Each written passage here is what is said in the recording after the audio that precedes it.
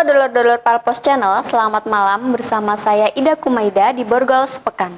Saya akan menyampaikan lintas peristiwa yang terjadi di Sumatera Selatan dalam sepekan terakhir untuk menemani malam minggu Anda.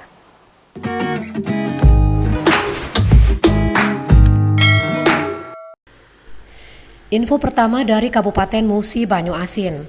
Pasca operasi tangkap tangan Jumat malam, KPK RI menetapkan 4 orang tersangka dalam kasus dugaan suap pengadaan barang dan jasa infrastruktur di Kabupaten Musi Banyu Asin. Keempat tersangka dimaksud adalah Bupati Muba Dodi Reza Alex Nurdin, Kepala Dinas PUPR Herman Mayori, Kepala Bidang SDA PPK Dinas PUPR Edi Umari, dan Direktur PT Selaras Simpati Nusantara Suhandi.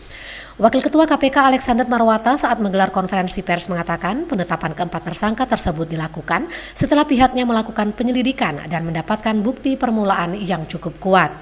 Dijelaskan Alexander, para tersangka ditahan mulai 16 Oktober hingga 4 November 2021.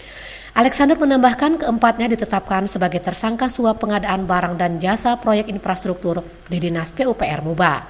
Dodi sendiri ditangkap di salah satu hotel di Jakarta dan ditahan di Rutan KPK Kafling C1. Sedangkan tersangka yang lain ditahan di Rutan KPK Pom Dam Jaya dan Rutan KPK Gedung Merah Putih. Informasi kedua masih dari Kabupaten Musi Banyu Asin. Warga Dusun 8 Desa Epil, Kecamatan Lais, Musi Banyu Asin mendadak gempar. Pasalnya ditemukan jasad wanita mengapung di sekitar kolam pada Jumat sekitar pukul 6 waktu Indonesia Barat. Korban yang belum diketahui identitasnya diduga merupakan orang dengan gangguan jiwa atau ODGJ. Kapolres Muba AKBP Alam Syah Pelupesi melalui Kapolsek Lais Ibtu Amran B. Yusuf didampingi Kanit Reskrim Ibda Mustaqim Hadi membenarkan adanya penemuan korban. Dijelaskannya berdasarkan keterangan dari saksi-saksi diduga korban merupakan seorang ODGJ dan jasad korban dibawa ke Puskesmas Desa Lais untuk divisum. Informasi ketiga dari Kota Palembang. Aksi pencurian di sebuah konter handphone yang terekam CCTV menjadi viral di media sosial.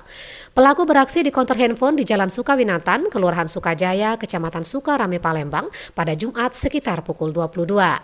Karyawan konter Fadila mengungkapkan berdasarkan rekaman CCTV, pelaku adalah 2 orang pria.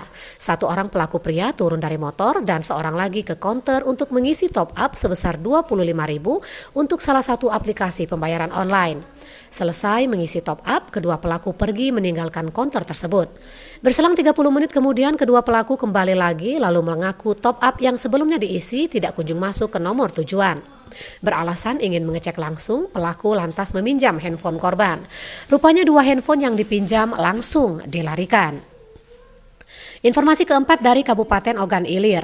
Pembangunan jalan tol Indralaya Prabu Muli sudah mencapai 57,49%. Ditargetkan akhir 2022 mendatang, jalan tol tersebut sudah dapat beroperasi. Sarjono selaku Proyek Direktur PT Hutama Karya Tol Indra Prabu pada Kamis lalu mengatakan proyek tol yang melintasi lahan seluas 64,8 km itu tinggal 8 km lagi yang masih dalam tahap pembebasan lahan. Selebihnya sudah dalam tahap pengerjaan. Disinggung mengenai permasalahan lahan warga yang berlokasi di Kelurahan Indralaya Mulia, Kecamatan Indralaya, Ogan Ilir, Sarjono menjelaskan bahwa itu bukan wewenang pihaknya. Dirinya sangat mendorong pihak terkait agar secepatnya menyelesaikan permasalahan tersebut agar pengerjaan tol Indra Prabu dapat selesai sesuai target.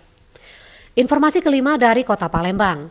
Seorang pengedar narkoba jenis sabu, Ferdiansa, dibekuk anggota Satres Narkoba Polrestabes Palembang di kontrakannya yang berlokasi di Jalan Mayor Zen, Lorong Pasundan, Kelurahan Selais, Kalidoni pada Kamis sekitar pukul 7:15.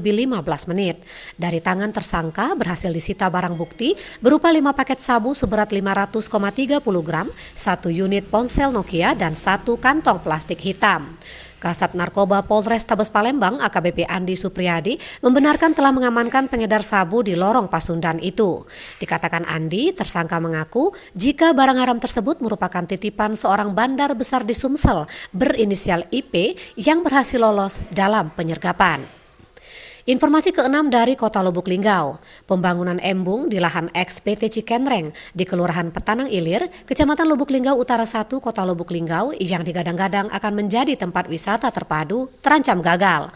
Pasalnya warga yang lahannya terkena imbas pembangunan embung tersebut menolak direlokasi oleh pemerintah kota Lubuk Linggau. Ketua Forum Persatuan Masyarakat Lubuk Linggau Utara 1 atau Vermalus, Beni Saputra mengatakan 7 warga menolak realokasi dan mengharapkan ada ganti tanam tumbuh. Sementara dari 2,5 hektar lahan yang menjadi kebun karet dan sawit warga tersebut, pemerintah hanya mau menukar dengan lahan seluas 2 kapling.